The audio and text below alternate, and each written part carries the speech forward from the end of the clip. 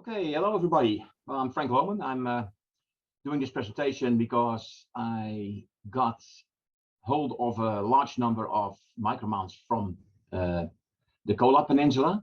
The Kola Peninsula is actually a not very well known area, but it has some very interesting stuff, mostly by a large number of unknown minerals, for me at least, of minerals which I've never heard of.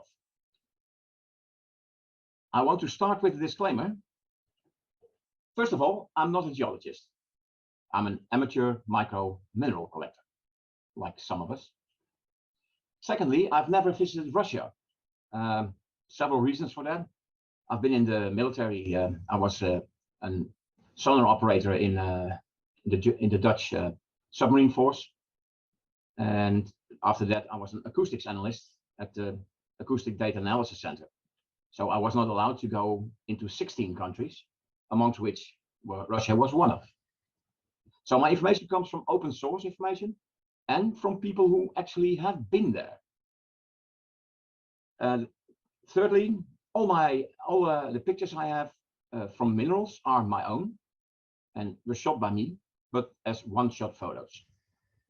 And I also apologize in front for the pronunciation of some of the names, because they are either in Russian or in Sami, which is neither my home language. Some of the information I used comes from regular sources like Mindat, Mineralien Atlas, Wikipedia, but also from some really nice trips made by Russians, which translate very well in Google. I'm not naming them all, but something about some nice pictures, some nice explanation of the mountains and the geology. Very good. The Kola Peninsula. The Kola Peninsula is actually in the northwestern part of Russia. It is situated in the province of Murmansk, and it's is adjacent to the Karelia province, Finland, and Norway. And the Barents Sea is in the north, and the White Sea is to the south and east. The Khibiny Massif is one of two main mountain ranges on the Kola Peninsula. The other one is the Lavazero Massif. And they are within the Arctic Circle and occupies a large central part of the peninsula. The Khibiny Massif is bordered by Lake Imandra in the west and Lake Umbosero in the east. And the massif is only approximately 1,300 square kilometers. So 44 kilometers by 30 kilometers. Not very large. The Khibiny Massif is one of 20 alkaline or nepheline cyanide intrusions, which formed approximately 362 million years ago, when a blow of alkaline magma intruded the Archean granite gneiss. Well, like I said, the intrusion measures about 30 kilometers in diameter and is the largest of its kind today.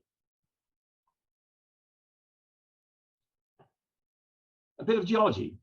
Structurally, the intrusion consists of numerous varieties of nepheline cyanide, arranged in concentric circles, and is horseshoe-shaped with the opening towards the east. The entire center section, the yellow and the orange, consists of foyaite. It's a potassium feldspar nepheline cyanide. And there are small xenoliths of carbonatite in this foyaite. Outside the foyaite, there's a zone of risorite. And risorite is the blue-green part of the picture, like here. And the risorite is biotite-bearing nepheline cyanide.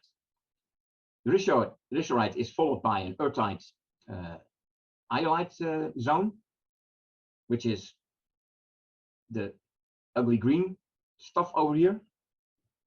And there's a coarse-grained alkaline rock containing 80 to 90% of nepheline or leucocratic nephelinite. Oh, names. To the south, between the risorite and the eorite, there is a black zone of apatite-bearing rock, which is commercially interesting for the Russians. Most of the western parts, the pink and salmon-colored rings, consist of khibinite, which is a ureolite-bearing nepheline cyanide. And finally, around the edges of the intrusion, there are phenites, which are metasomatic rocks that have been altered by substances of magma reacting with the gneiss to form a contact aureole. So there's a lot to take in, but actually what you need to know is mostly nepheline cyanide. There are approximately 100 different localities, according to MINDAT, with 533 valid minerals, of which 122 have their type locality in this massive. So that's quite a lot. For obvious reasons, I will only address 12 localities. Timing issues is one, and the lack of minerals from other locations the second. And I will start in the northern part and then counterclockwise work my way back all the way to the east, from Partenchor to Oleni Rujai. Partenchor Mountain is the first locality. It is located in the northern part of the intrusion. It is only a little over a kilometer high, 1,090 meters. And it is real barren. Most of the mountains tops in the Khibiny Massif are flattened. They're flat top mountains, and they have steep slopes on the sides. And that is because retracting ice flows from the ice age made it happen and sheared them off. And because it's a tundra environment, there's not much high trees or vegetation at all. First mineral from this locality is the normandite, which is a very pretty mineral to look at. It's a bright orange, and there are prismatic sprays showing on matrix. It's a rare member of the wallerite group, and it's a silicate. And by the color of in the right top hand corner, you see it's actually a rare one, because orange means rare. The field of view, well, I usually photograph with a field of view of 4 millimeters, so small. The next locality is the Mali Manapak mountain, which means little Manapak, and it's located completely in the Khibiny zone of in the northwest of the intrusion. And I only have one mineral from that locality, and it's called manganoneptunite. It is more common, hence the yellow color. It's also a silicate, a phyllosilicate, which is a sheet silicate, and it's a bit a reddish orange. This is actually a damaged crystal on matrix. Also field of view, 4 millimeters. The green stuff on the front is an azurine crystal. The next locality is a bit difficult to pronounce. It's called Kaskasniunchor. I have no idea what it means. It's 1,100 meters high and is located north of Kukisfonchor mountain in central Khibiny. The mountain is on the contact zone between the Foyite and the Risserite zones. And there is one special locality, which is a xenolite, to the northeast, consisting of uniquely reduced minerals and type localities, like Edgarite. Here you can see the steep slopes on the mountain and also the tabletop view of it. The first mineral is akaganiite. The name comes from the Akagane mine in Japan, and it's actually a brown crust on decomposing pyrrhotite. And it's decomposing under the influence of ferric sulfate bearing solutions. So it's actually a transferring mineral. It's transferred from one mineral into the next. It's not very pretty to look at, but again, it's uncommon. Critonite. Critonite is an oxide, also uncommon. And this is a very small piece because the size of this mineral specimen I have is only 3 by 2 millimeters. And there are very small black crystals on it, which actually is the critonite.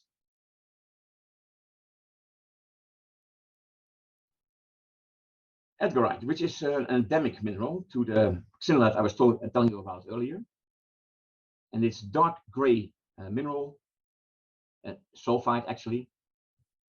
And it always presents as solid masses in quartz matrix.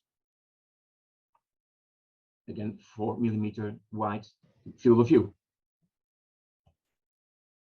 Another rare one is called Freudenbergite. It's another oxide. It shows us very small dark brown crystals on a very small piece. Again, this is 2 by 1 millimeter. The next mineral is again a small piece, and it's again black minerals. So they're not very attractive to look at, but they are rare. This is Loveringite from Francis Lovering, which is an Australian geochemist, if I'm not mistaken. And again, another oxide. Well, this one is much more pretty, although again, it's rare. It's Murmanite. And Murmanite is called after the Murmansk province. And it's from the Sidocero supergroup, and it's a sorosilicate. Again, there is a green AG ring always accompanying it, and some astrophyllite. Not very clear in this picture, but it is on the specimen. Next locality is the Cookies from George Mountain. And this mountain is located north of the town of Kirovsk. There are actually 2 habitable places near the Khibiny Massif, one of which is Kirovsk. It's well, not a big city, but it has 47,000 inhabitants, and it is actually in the topographical center of the intrusion. Because it's by far the largest and highest mountain, it intersects 3 zones: the iolite earthite zone, the risorite zone, and a small nepheline cyanide zone.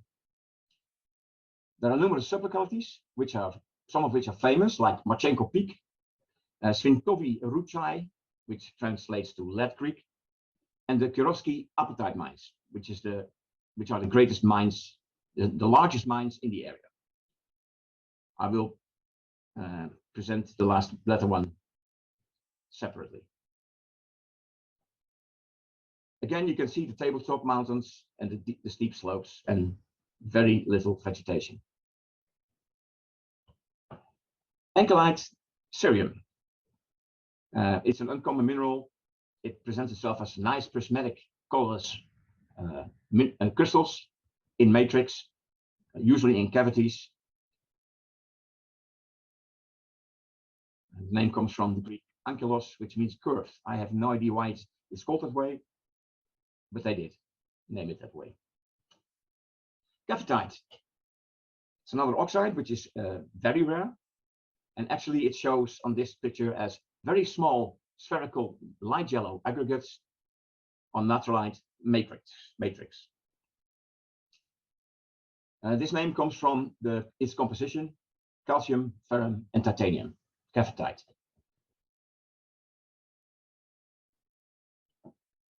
Hersenite. Well, hersenite is usually built nicer crystals as this one, but it's the only one I've got. It's a small, very dark blue hersenite crystalline matrix. And again, it's an, well, although more common, oxide. The Kirovsky apatite mine is located 5 kilometers northeast of the town of Kirovsk, and is the oldest mine on the Kola Peninsula. The mine only opened in 1929, so it's not very old. But the unique apatite nepheline ore is one of the world's biggest and richest deposits, and the main source of phosphate rock in Russia. I have a picture of all the mines in the area, because they are actually interconnected. The Kirovsky apatite mine, the Kowashva open pit, and Niorpak mountain. They are actually digging the mountains up very heftily. The Kirovsky apatite mine works 6 different Khibiny deposits: Apatitovi Tsirk, which is the apatite circus, Kowashva, Cookies from Chor, Niorpak, Rasfunchor plateau, and the Yuxpor. And besides apatite, hence the name, also rare earth elements and thorium are mined here. This is a view into the Kirovsky apatite mine. And if you look on the left-hand side, you can see how large the mine actually is, because these are big excavators, big trucks.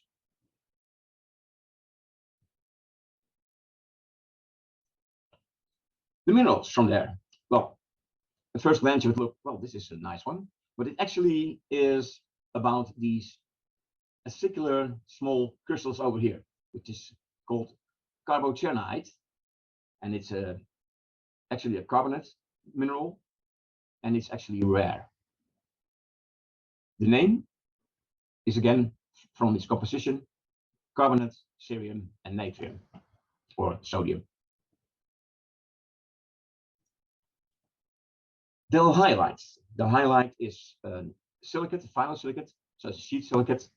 It is not very pretty to look at. It's green-gray, and it shows here crystals in matrix. Again, very rare. A type locality mineral for this type locality, is hydrodyl hyalite. It's also a final silicate. Well, if the hyalite is a final silicate, this must be also, and it's correct. And it shows as fibrous white, gray-white crystals, and again in matrix. The next mineral is another rare one. It's called lobanovite. It's named after a Russian geologist, Dr. Konstantin Viktor Lobanov, and it's from the astrophyllite supergroup, an inosilicate, and it's manifest as orange-brown incomplete crystals in my picture, with again azurine around the corners.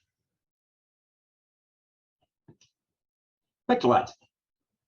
It's a more common mineral. Most of us have that in their collections. It's actually a group of parallel pectolite crystals in matrix, and they are situated like this.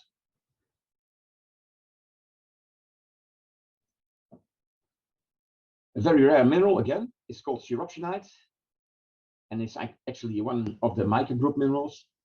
It is dark brown, and they look like platy crystals over here in matrix.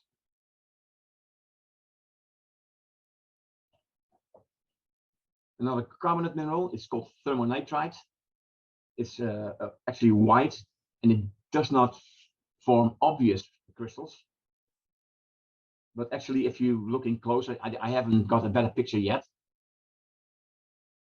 but there are actually crystals in there.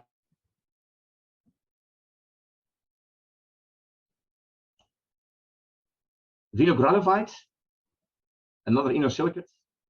It's colorless. It's the minerals on the top right-hand corner. Crystals. Some of them are nicely terminated.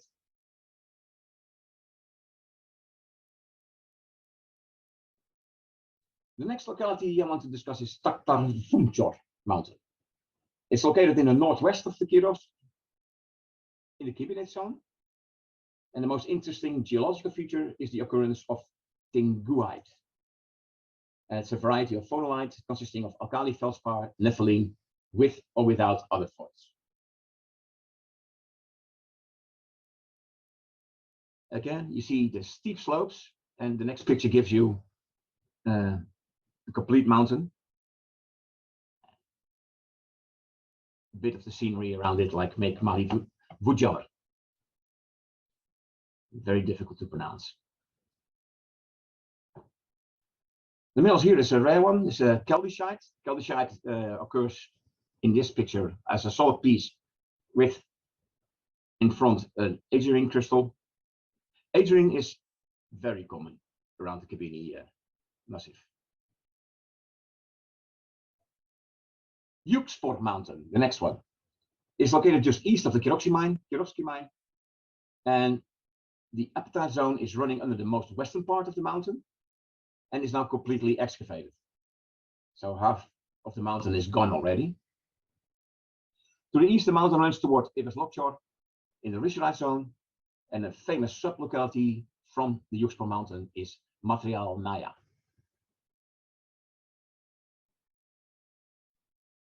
And you can see that how the mountain in the west has already been, well, excavated.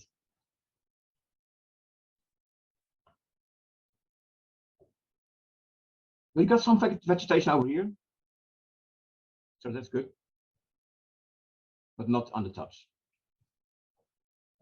Next type locality mineral is calcite, which again is a silicate from the calcite group. It's a green-yellow, and they form nice prismatic crystals, which lie in an angle over here.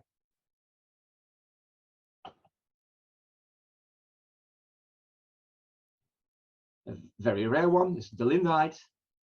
It's from the cytoxerate supergroup, another silicate. It is pink. It's difficult to spot, but this is this delindite. Not much to look at, but it is rare.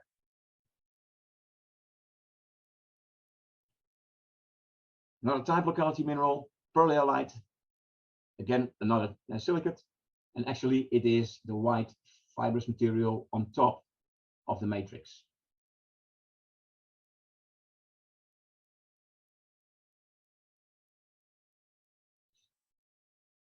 Of course, titanite can be found there.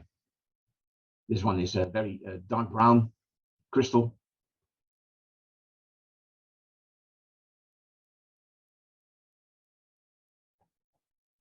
So now the names are going to be more unpronounceable. This is Aikuayenshore mountain, and it's located just southeast of the town of Kiros in the Khibiny zone.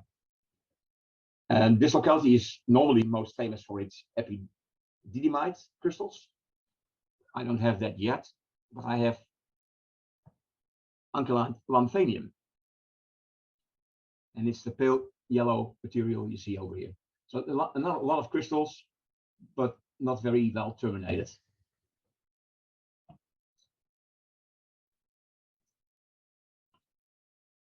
Rasfunchur mountain, the next locality. Well, Rasfunchur is located on the apatite zone in the southeastern section of the intrusion. And besides the apatite ore, richerite and aeolite and earthite occur here.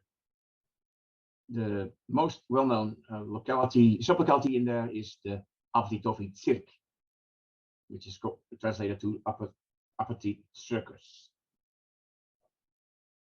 We've got quite a few minerals from there. Oh, this is a spoil heap from the mines. To look upside the mountain and the mine. First one is the Jerfischerite, which is another sulfide mineral. There are not many sulfide minerals found in the Khibiny. This is actually a solid piece of orange-yellow material on matrix. Again, azurine is present, and probably some eudialyte over here on the left-hand side.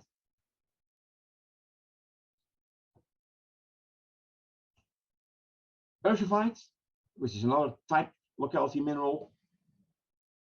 It's orange-brown, more defined, and again, another azurine crystal. The white stuff is actually naturalite.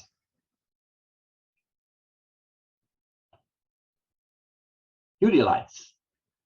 Well, it has nice pink-red color, a silicate from the eudialyte group, and there are no crystals in this picture, so only it's a solid piece, but the color is very nice.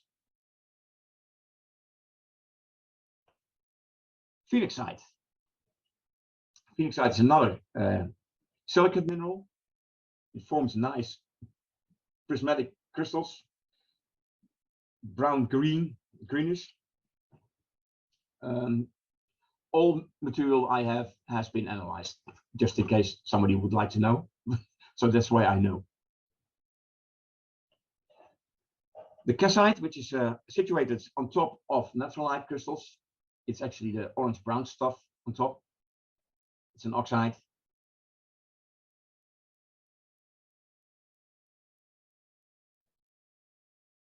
pale yellow crystal of Kazakophyte. These are actually loose crystals. They're in an apple, so I had difficulty photographing them, but I managed somehow. This is a very small but nice lamprophyllite crystal. It's brown, and it just sticks to the matrix.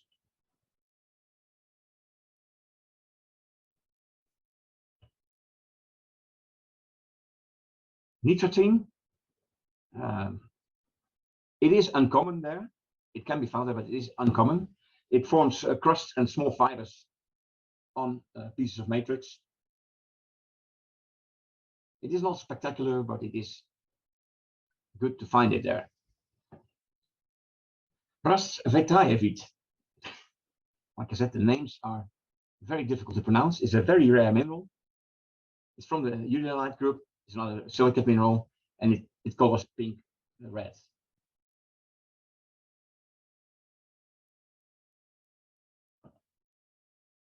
Another silicate mineral, Chavranovskite, sorry, and it's the green minerals over here. There's another mineral in it next to it. I don't know what that is, but the green ones are the Chavranovskite. The Sherbakovite, another type of gallium mineral. It's a very nice orange-brown crystal with some dovhyolite on matrix. It's another rare one. Zirconolite, the name comes again from the composition. Zircon, silicon, and sodium, but sodium is Na, so natrium. It's another silicate from the Lavazero group.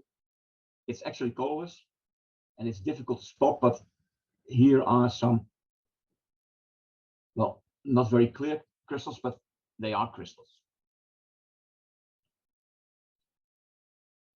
One of the more famous localities in Khibiny Massif is the Evans-Lockjaw Mountain.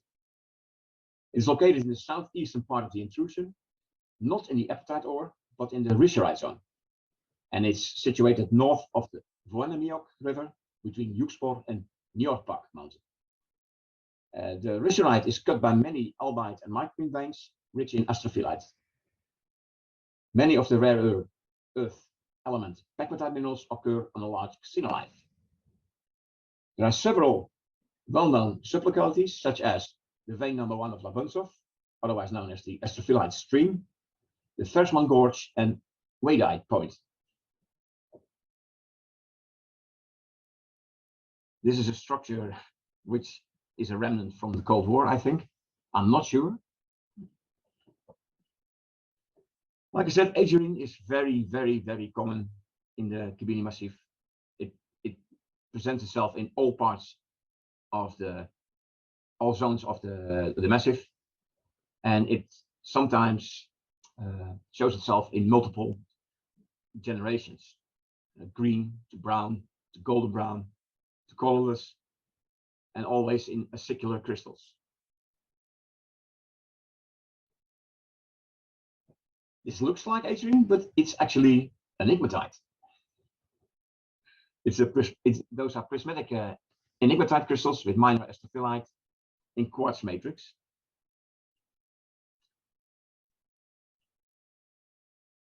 This is actually an astrophyllite crystal protruding here, and some undefined ones.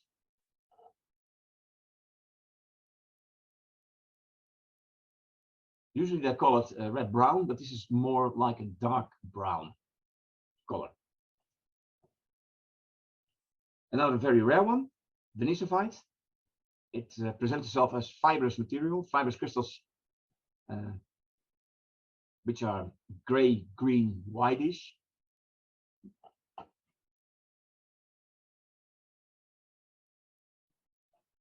Everslogite, which is named for Everslogjaw Mountain, so it's endemic to that locality. It's an inner silicate, it's light brown, and it forms fibrous material.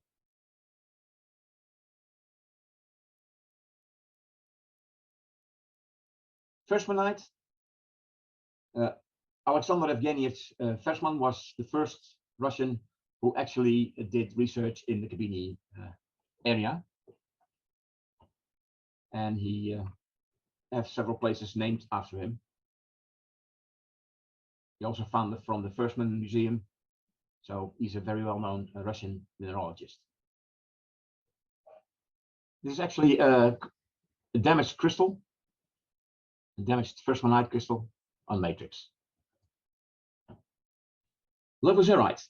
Well, it's not the dark green prismatic crystal you see there, but it's actually dark brown. And there are very small crystals. If you look on the left-hand corner, are actually present in the picture, with some minor eudiolite and netherite. Another rare type locality mineral is para-umbite. And para-umbite is actually named after the Lake Umbuzera, which is to the eastern part of the massif. And this actually forms crusts on eudiolite crystals, and always accompanied by agerine and astrophyllite over here.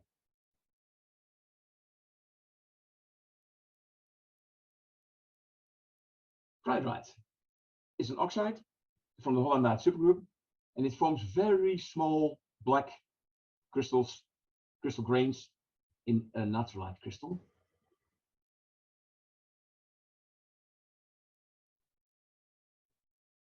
Wadeite, well, actually, this is a very nice wadeite crystal. It's colorless, and it's part of the benitoite group. It's a cyclosilicate. Massive pink euxporite, named after the Euxpor mountain in the Khibiny massif. Another silicate. A lot of silicates over here. Next locality, the Kawashva open pit, is an epitite deposit open pit extraction operation, 18 kilometers east-northeast of the town of Kiros, and is in the southeastern part of the intrusion in the epitite zone. The correct name of the mine is actually Vostochny mine. Again, you can see it's a big mine.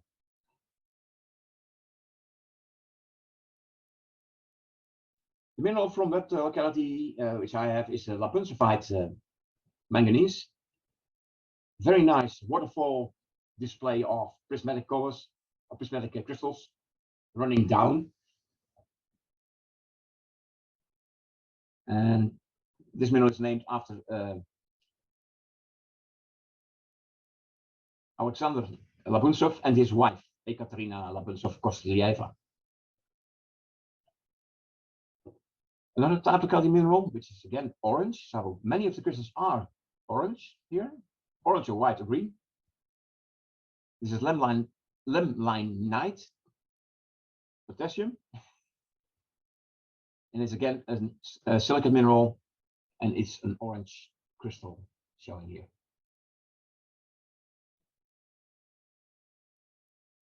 Nackefite, which is actually a phosphate mineral. Again, there are not many phosphate minerals in the Khibiny massif. A lot more are in the massif than just 5 kilometers east of here. It's the Levozero. Shows some crystals with some minor viliomite and pectolite on matrix. Ctenochite, another very small piece. This crystal is only 1 millimeter by 0.6 by 0.2 millimeters. It came out better than I hoped under the microscope. And in the picture, another silicate mineral. Torosteinstrupium is actually a very rare mineral again, and it's the black mineral, you see. The white minerals, the white crystals are actually vitusite, cerium.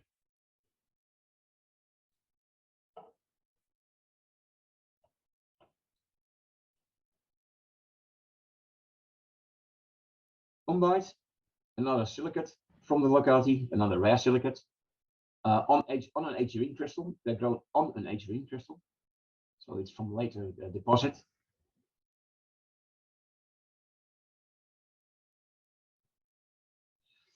Neopak Mountain is also north of the Vionamiok River and is in the same epithet zone as the Kawashra and Rasruchur Mountain. And it's located just east of the Kawashra open pit. And actually, it is somewhat attached to the Kawashra open pit. Again, it's a massive operation here. Minerals from that locality, fluorocavite, which is another phosphate mineral. It's a pale yellow, solid, so no crystals here yet. Canachite, which is a carbonate mineral, it's a colorless mineral, and it forms crystals with not definitive terminations, unfortunately. It's a member of the Burmacite group. A more uncommon mineral, it's a loparite cerium. The funny thing is that Lopar is the name the Russian people gave for the Sami people, the Lopar. And it's actually black crystals over here.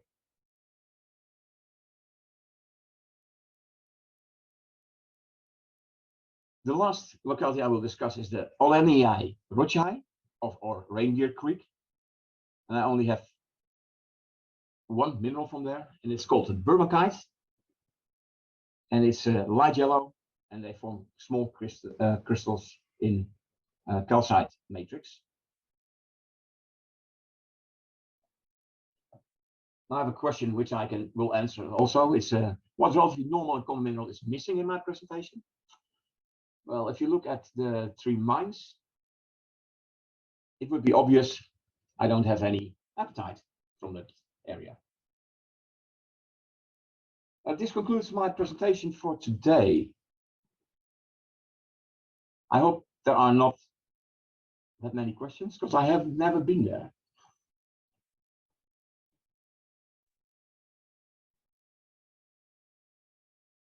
Oh, that's fascinating, Frank. Good. That was very, very good. How long were you practicing those names? Yeah, difficult. So Steve Stewart had a question. He said, I assume that the chor suffix means mountain in Russian. CHORR. I've been looking, but I couldn't find it. No, I Couldn't figure it out either. The Cyrillic makes it hard to search. Yeah, well, most of the names are from the Sami, and they have a very different language. So, Laplanders? Oh, Okay. Are they all single pictures down the microscope or on a desktop? no, on a microscope. Yeah. Yeah. I have to revisit them and retake them on the desktop because, but I have 6,000 micros, so I'm still in the process of doing that. Yeah. And I'm not as good as some of you, unfortunately. Ah, very good. To get those pictures like that, it's very hard. But the normal, I mean, nearly all my old stuff that I did on the microscope are pretty much rubbish. So I've virtually got to do everything again now with stacking as I get to them. Yeah. Correct. But there are a lot of Good good fun. ones. There are a lot of ones I've never heard before. So. I need another lifetime. Can we apply for extensions, do you think, on this? you can ask. Don't know if any will listen. It's Richard, look. Yep, Richard made it. Hey, Richard. Yeah. Busy. Stranger. I'll catch up on Stranger YouTube. on the shores. Hey? I'm too busy to go on Facebook these days. Yeah. Well, I hope you enjoyed it. It's just not easy, but yeah, Liz. I made the excuse for you earlier. I'm trying to find lots of rare minerals for you, Frank. So Yeah, it's not that they are rare, but they are unpronounceable. just in case it wasn't clear from Frank's presentation, he is a species collector as well. So Yeah, I am. yeah, but what are you up to now? 2,200-ish species. Yep. Yeah. Mm. Which is pretty Hey, impressive. Catherine, you have a question? Just a few thousand to go then. Yeah. Just a few more thousands to go. Yeah. Yeah, probably will not ever catch them all, but No. Hey, Frank, Frank, I'd are like- you in Australia? Are you in Australia, Frank? no. I'm in Oh. Den Helder in the Netherlands. Netherlands, okay, with Hank. Yep. Okay. Frank, I wanted to compliment you. Great program. You know, we were chatting. We've never heard of these minerals before. Very good. And yeah, I appreciate. I mean, what a program you put together. What program did you use for your crystal drawings? They were concise. They were very Okay, I use easy Smorf. to understand. Smorf, yeah. Morph, yeah. Which one? SMORF. Yeah. Got it. Smart. Yep. Yeah, So- I don't have them all yet, but I'm getting there. Very good. But like Have Martin you any said, of the we need another lifetime to do everything. So. have you got any of the Tolbachic stuff Sorry? from the other side? The Tolbachic, all the stuff that Carsten Oh, right. Slaughter No, is selling. I do Have have you, some have you any of species, but those? not enough to make a presentation. No. No, You mean stuff no. from I've got nothing at all. My Russian From the collection is very, volcanoes? very small. So you're talking about the stuff from the volcanoes? Yeah. I have a couple in but they're like in a rosin carrier. Yeah. I do have Most another of our presentation coming up from the Lovazero Massif, which is actually 5 kilometers to the east of the Khibiny, Yeah. which is also interesting, but I haven't finished that yet. So if I finish that, I will happy to present that one. Maybe June or July. Yeah, fine. No problem. No pressure. Again, another load of weird and rare minerals. So I was struck by how many of these I had heard of because they're at Mount St. Hilaire. Yeah. yeah, Mont Saint Hilaire is another alkaline massif. So it's not weird that they are occurring there. Yeah. Magnet Cove in Arkansas, Diamond Joe and Jones Mill. Same.